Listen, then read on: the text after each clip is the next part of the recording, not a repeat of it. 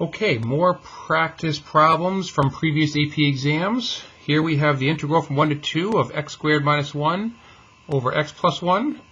This is another situation where you may think that u substitution should come into play. Completely understand if that we're looking at it. The derivative of u would be 2x dx. We have x plus 1. We can't just add in a 1, unfortunately, so this is not going to work. Instead, this is like one of the problems on the homework that we did. We have to factor x squared plus 1 into x plus 1 times x minus 1. All right, that's our difference of two squares. Now, the x plus 1s are gone. Now, we got to be careful. We lost negative 1 from the domain, all right, issue. There is an issue with x being equal to negative 1, but negative 1 is not in the region that we're interested in. We're only interested from 1 to 2. So the math that we're doing here is okay. But I just would be remiss if I didn't mention that we just want to be careful of our domain. So we've got 1 to 2, and all that's left is x minus 1 dx. This problem really isn't all that bad after all. So antiderivative, x antiderives to x squared over 2, and 1 antiderives to x, being evaluated for 1 to 2.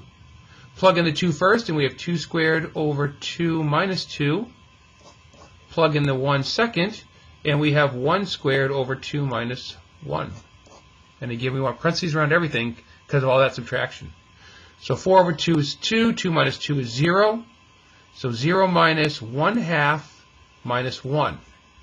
1 half minus 1 is negative a half.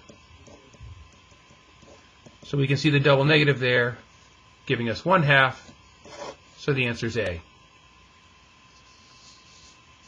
Number 9, let f be a function such that the integral from 6 to 12 of f of 2t dt f of 2x dx is equal to 10. Which of the following must be true? I see a whole bunch of f of t's, but I started with f of 2x. So my intuition says it looks like I need to make t equal to 2x. If that's the case, then dt would be 2 dx. Well, I don't have a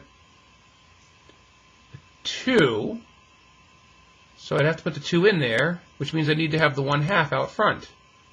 So 1 half, the integral, all right, I have little f, but it's no longer f of 2x, it's f of t. And the 2 and the dx are out, dt is in. Now remember, this is equal to 10, so I might as well keep that equals 10 right there. All right, what are the bounds? Okay, well I have my first bound was 6, but I have to double it, right? 2 times 6 is 12. And my upper bound was 12, but that has to be doubled. So I got the integral from 12 to 24. Half of f of t dt is equal to 10. Now, if I look at this, integral from 12 to 24, so those are out. So is it 5 or is it 20? Well, these both have no 1 half out front. So I got to get rid of this 1 half. And I get rid of 1 half by multiplying by 2. They eliminate each other. Multiply by 2 on the left, you got to multiply by 2 on the right. 2 times 10 is 20. The answer is B. Number 10 is tricky. I look at all my answers though, I see natural log, so I think I know where I'm going with this. Going to have to make u equal to the denominator, which means that du is equal to negative 3 dx. I don't have the negative 3, so I got to put it in there, which means I need negative 1/3 out front.